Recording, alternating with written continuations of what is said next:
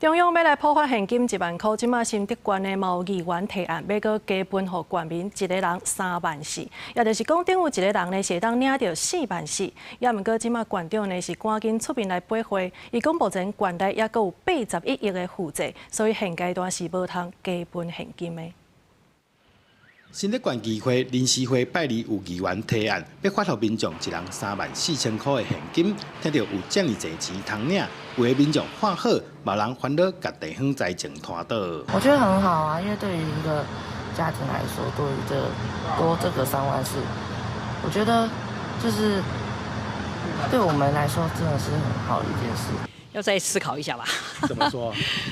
因为要看财政的关系，财政啊是不是能够达到这样的，不是喊个口号就可以了。用还税于民的方式，将经济成果一起给民众分享的这种方式呢，普发现金给全部的县民，17.9亿加上